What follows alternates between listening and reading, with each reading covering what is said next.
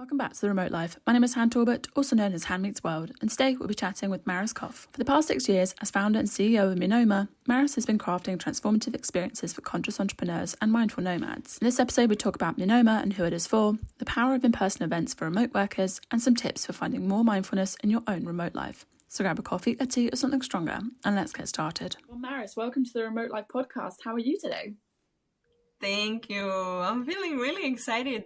I feel like podcasting format and sharing the voice is such a beautiful, powerful way to spread a message, connect with people, connect with you.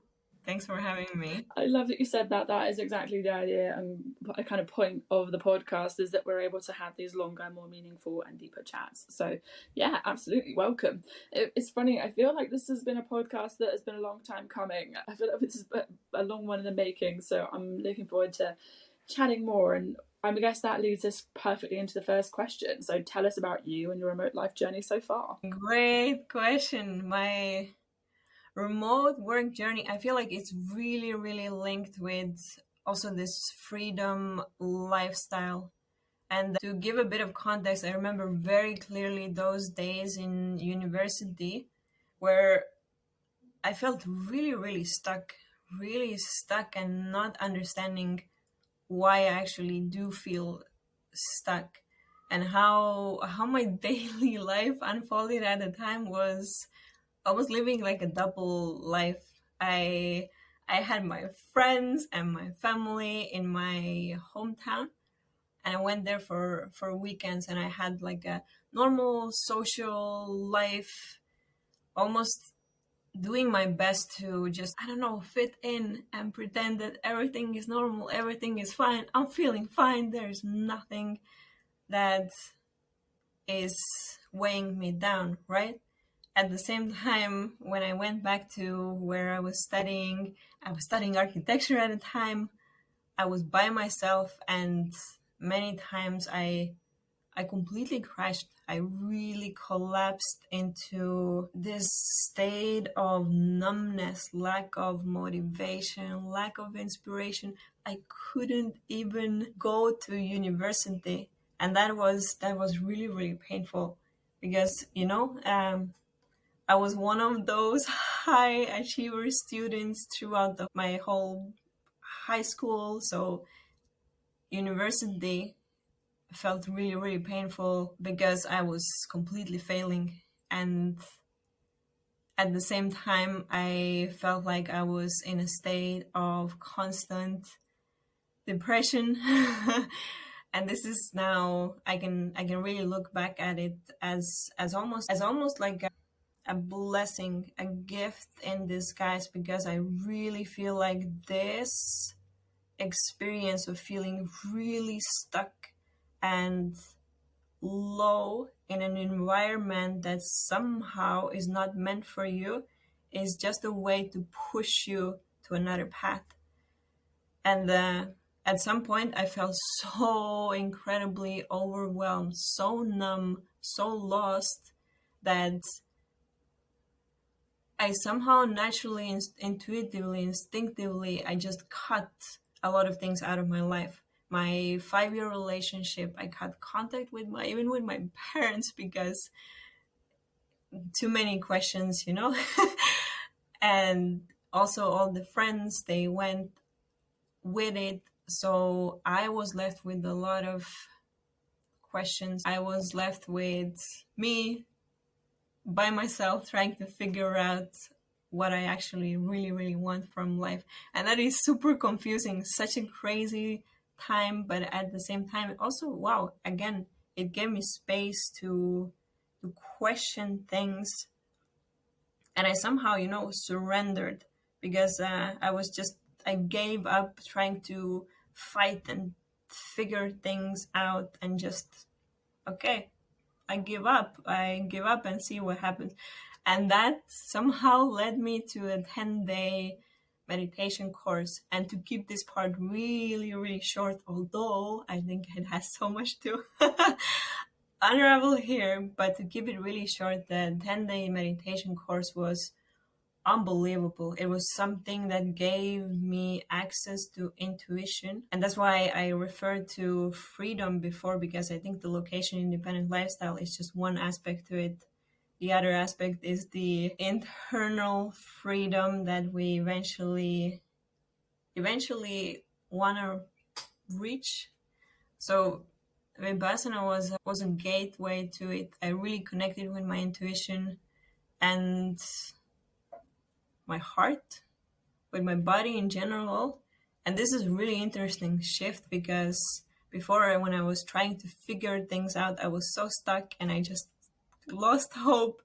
And now being so somehow, like painfully aware of everything and finding more connection with this deeper wisdom within, I just honestly, I let it guide me, and it led me to changing my environment, moving to Lisbon, first going there with architecture. I was doing an internship there. I was also working remotely, to Estonia, doing projects there in architecture. So that's how it started. Then after a while, I completely shifted, but this is maybe something that, I'll keep it like this. Long answer, but it's a really important context to share. 100%. I think everybody's story is so different. I mean, we're all obviously like part of this larger community, right? Everyone's story is so powerful. I think a lot of people will be able to relate to a lot of what you're saying on your experience. So I guess I'd be curious to know if anybody who's listening, or before we like talk more about MINOMA, are there any like kind of exercises or books or courses that you would maybe recommend to people who are sort of thinking also like, yeah, for me, I want to get more back in touch with my absolutely. There's quite a few books that I remember I was just reading and recognizing the words within that time, like after Vipassana. Of course, the Eckhart Tolle ones, the Power of Now, and the New Earth as well. And I feel like courses is a little bit difficult for me to give advice, because what I truly believe is in experiential learning. I feel like meditation is such a bodily experience that if someone really wants to dive into it, I honestly don't know a better place than Vipassana, just because it is set up so perfectly. It is meant for this. It's bringing people together, it's supporting them in their journey, distraction free, with a lot of guidance, because it can be really hard, to sit down and close your eyes and be like, okay, what am I supposed to do now? But I think one thing I can say is that there's so many different ways, and for a lot of people, the body activation before dropping into meditation is a really powerful way. So whether it's through breath work or shaking or conscious dance, like really tapping into the body and moving the body, and just getting into that place without thinking of okay, I need to quiet the mind. That is one really great place to start. And I also feel like this is it can be quite a difficult thing to do by yourself. I would maybe at this point throw it back at you. And what is your experience? Have you tried to do it by yourself? How does it feel? Do you find it challenging? Having a safety net, I feel like, as well. I feel like having a group of people around you you've kind of created this intentional safe environment for people. I feel like it's there's nothing that can for me, I think I definitely feel it as a good bit of practice by myself, but I would say without the help of others, I've not been able to get to where I'm at either. So tell us more about MINOMA, and what would a typical day at a MINOMA festival look and feel like, I guess? Okay. MINOMA. Okay, so we started, this is it's continuation of the story that I shared in the beginning, when I And when I went to Lisbon, because MINOMA, it came out of first of from curiosity. You know, at this time I was so curious about everything and all the nomad meetups in Lisbon. There was such a vibrant scene of events and people. And I remember the first time I went to a meetup, it was really, really, really exciting, you know, to hear everyone's stories of how they have just completely disregarded what is normal, what is expected of them, and somehow developed a business or another way of working that just allowed them to travel, you know, and be completely free. And I think this is something that it just clicked within. And I realized that this transformation that I had within, like this inner freedom. I'm not saying that, okay, I reached, I don't know, the ultimate inner freedom, but it made a massive difference in my life.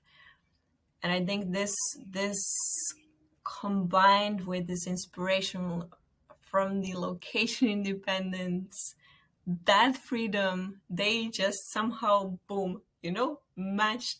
And the idea for what was back then Borderless Retreat, it was just ignited. It was just sparked. I don't really think that it's something that I came up with.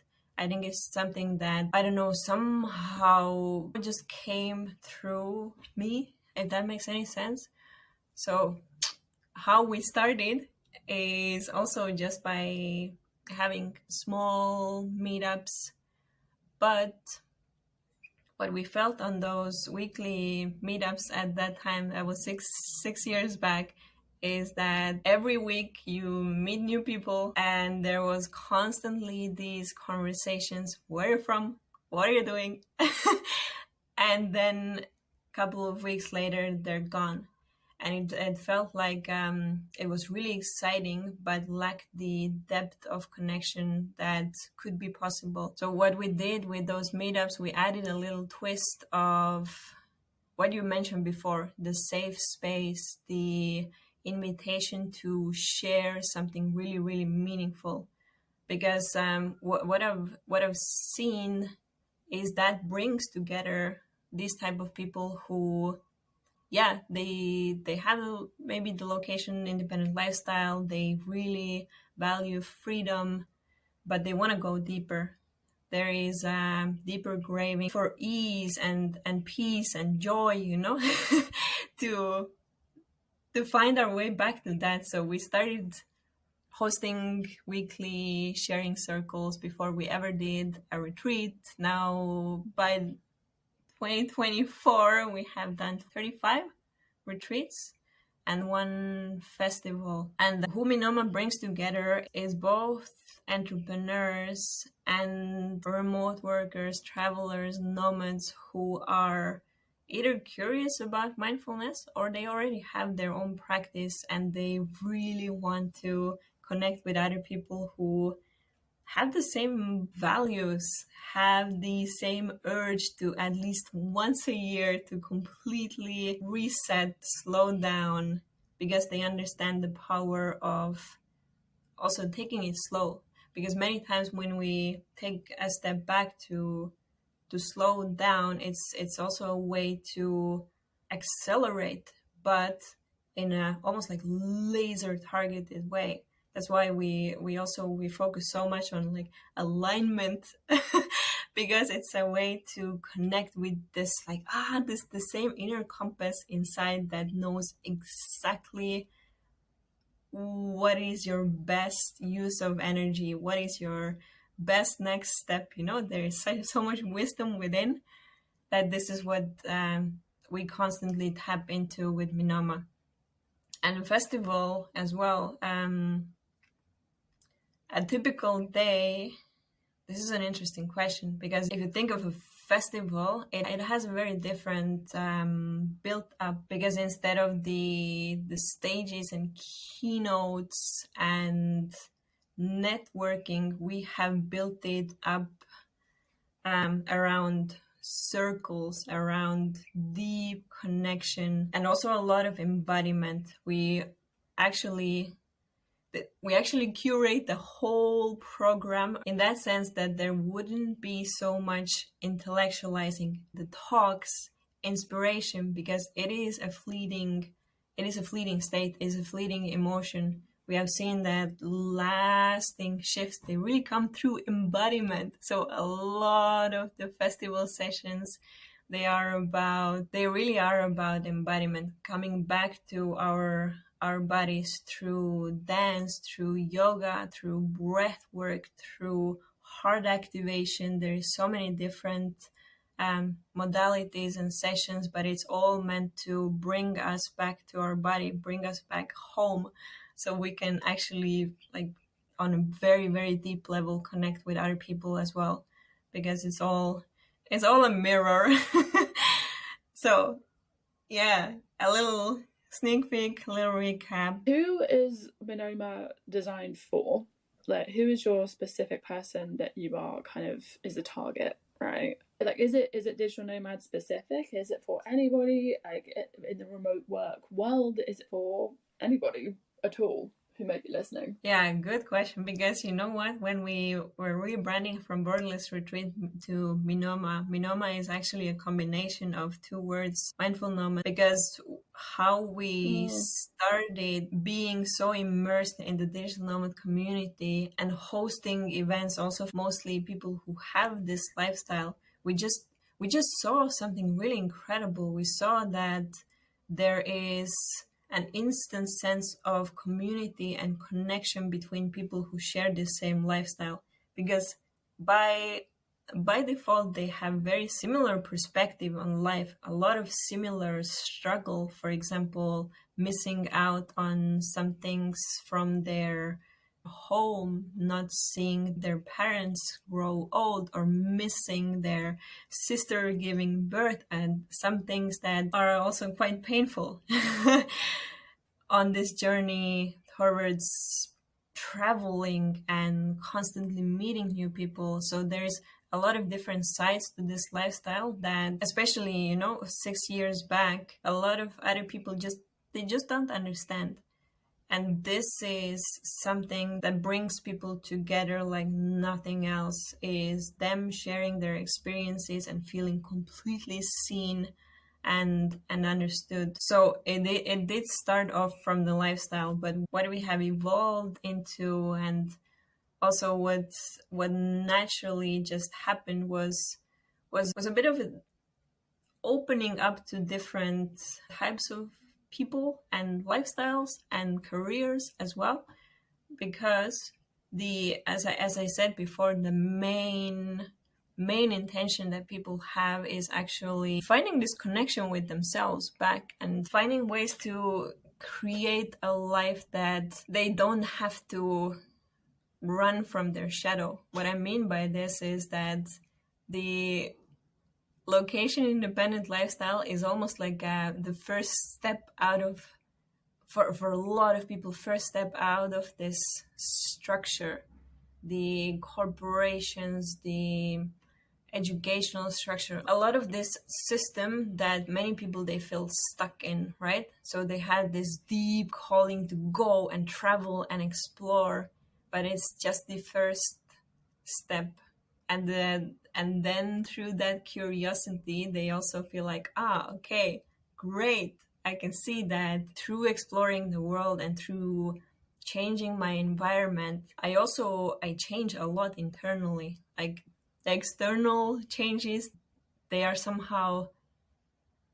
also reflected internally. So it almost like naturally triggers also this personal development journey. And a lot of people, they want to go deeper into this, especially throughout the pandemic. What was super interesting to see was that, first of all, so many people realized that they can have a location-independent lifestyle because, hey, I'm still working from my laptop at home, so I should be able to do this from anywhere. Second of all, what happened is so many people, because this was incredible situation. It had many dark sides to it as well. But what it also did, it gave people space to reflect and to pause and to almost tune out all the daily noise to start question, like, is that the life that they actually want to live? And also because there was an increased amount of stress, a lot of people turned to yoga and meditation, almost like, okay, let's give it a try. But if it's something that actually resonates with you, if you already give it a try and it clicks, it's something that also kickstarts a journey. So I'm just painting a picture, because the people who join the events, they are entrepreneurs, they are remote workers, they're digital nomads, and some of them are just curious about the lifestyle and they want to connect with other people, because not having these reference points in their normal environment also makes it hard to actually trust and believe that this is possible for them. But the power of community and this in-person experiences is that we connect with other people, and we, by sharing stories with them, by sharing time, by sharing energy, it becomes more normal and it becomes more accessible. And it's very inspiring, So in that sense, it's for everyone. But I think the people we call in are mostly either conscious entrepreneurs or mindful nomads. 100%, I believe that these events are amazing in person, but I can just imagine maybe some people questioning, obviously, if it's for digital nomads specifically and people who obviously work wherever they want in the world. I'm just going to play some devil's advocate here, but why would the event be in person as opposed to virtual? What makes the difference for you about having an in-person festival? Yeah, good question. Wow, there's many layers to it. First of all, I feel like now as we have so many people working remotely, there is a big shift towards self-management. This applies to both remote workers and entrepreneurs, that there is a fine line sometimes between, like, okay, where does my work start and where does it end? And especially for entrepreneurs, you are the person who is both creating your to-do list, executing your to-do list, evaluating your to-do list. And this can be never ending. And this is it's especially if you're super passionate about it, sometimes it's very, very, very hard to stop or to find this balance, just this balance, because all of the virtual world, the social media, how everything is built up, it's fast paced, first of all, and also it disconnects us from our bodies. It really does. There's a lot of distractions online as well. And you know what? I'll first answer your question. So with in-person experiences, what I feel is so incredibly powerful is that it's almost, like we create a completely different experience. We create a completely different space by coming together. Let's say for the festival, for us, it's 100 people coming together to a desert. And again, I'm going to say it's a festival that's very different from a lot of other festivals, conferences, summits, because what we do is we bring people together in a completely distraction-free zone. In the desert, the whole place is for us, and the whole experience is super intentionally curated in a way that we can, first of all, when we enter the space, we all together in one big circle, we take a deep breath, we slow down, and we align on our intention to slow down and to experience like deeper shifts in our body. Because what it does is that it gives us on a muscle memory level a completely different experience of how well we can be nourished, how well we can take care of ourselves, how can we actually feel if we let go of all the daily pressure if we let go of guilt, if we let go of some of these like emotional states that even if we don't notice, they're on a daily basis still driving our actions. This is a big reason why a lot of entrepreneurs, a lot of remote workers, they use work as a way to almost like self-sabotage themselves as well, because of course we do it out of passion, we create something, but if we do it at the sake of our own well-being, we have to question where is that energy actually coming from, right? So this is what I feel like with the in-person experiences. There is a massive opportunity to go way deeper, because it is not just us being behind our laptops, it is us also being together with, again, depends on an event, but in our case with the festival, being together with 100 other people who you feel their energy. You get inspired by them being very committed to their well-being, having those in between chats.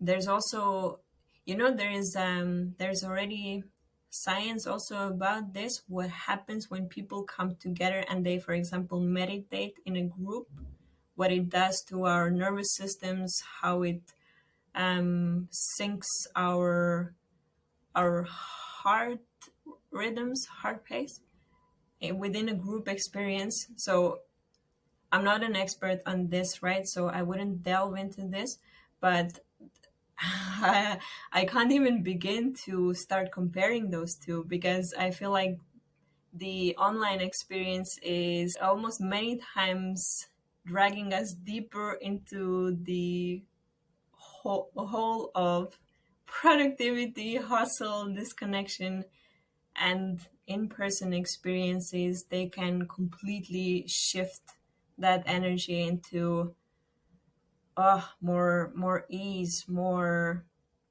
inspiration, more peace, connection. And it really, so many times I've felt it for myself as well, that it really reminds us what's truly important in life.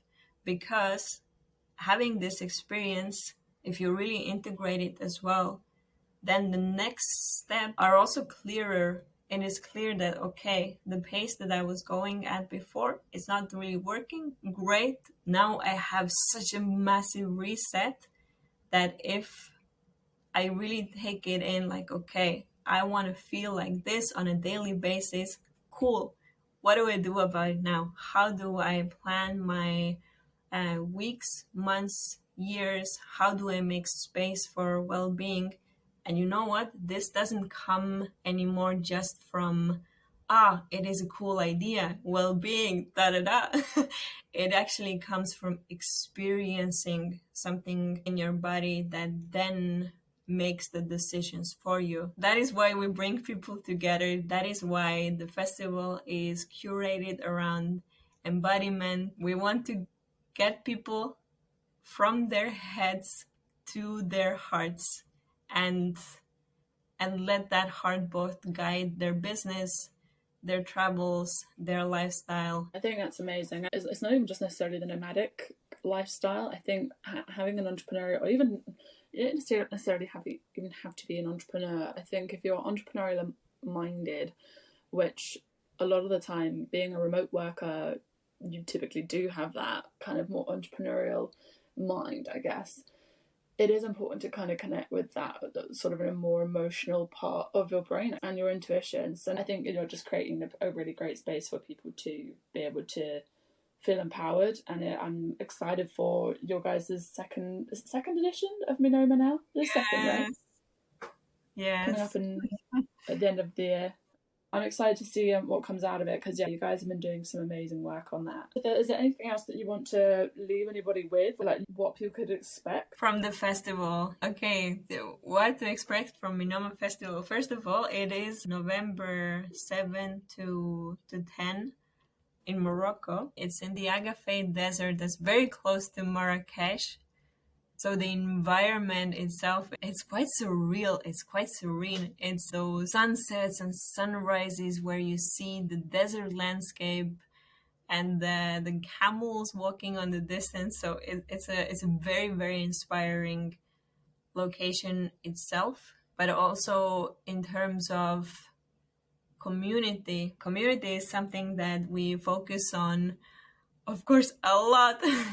Also before and after the festival. Before the festival, we have a lot of online travel meetups. After the festival, we are curating meetups and co-living in Dagasut, because this happened last year as well, that around half of the people, they didn't come just for a 3-day festival. They also extended their stay in Morocco, working remotely, being in community, and integrating together in a really cute coastal village in Morocco. It's called Dagasut. So this year we have the same plan to, first of all, to extend the in-person community experience and have also online meetups later on. So the community aspect is really, really strong. But also, one thing to mention about the program, because now I talked a lot about like the inner work and embodiment, but there is also, of course, entrepreneurial sessions, but how they might be different from 10 steps to scale your business to 7 figures workshops is that they're very customized, personalized. We bring in human design, we bring in money, energetics. And it's also, for a lot of people, it's a completely different way to then look at business. So maybe this is a few other elements that I would add on top of what I already shared. If you are thinking of joining us, let's have a call, let's connect. It's always the best way to see. It's always the best way to see if that is actually a good fit for you. Because a lot of people have also their ideas of, okay, this might be too spiritual, this might be too hippie for me. But again, on those calls, then you just know exactly if this is the right fit for you or not. Or maybe there's another experience that we or another community is doing that we can recommend. So happy to connect with anyone who just, feels called. Han from the editing studio here. So for some reason, my mic cut out in the last minute of this podcast episode, but I didn't realise at the time, so apologies for that. Luckily, we were just wrapping things up with the final question. Fill in the blank, home is where? Home is where? Wow, this is a beautiful question. Honestly, I feel like my home is where my yoga mat is and where I can dive within. And yeah, it is the internal world that I feel like I'm most at home. So whenever I can take a deep breath, I'm always at home. Thank you so much for listening to this episode of The Remote Life. And thank you, Maris, for taking the time to speak with us. You can find links to our profiles below. Thank you so much again for listening, and we can't wait to remote work with you again soon.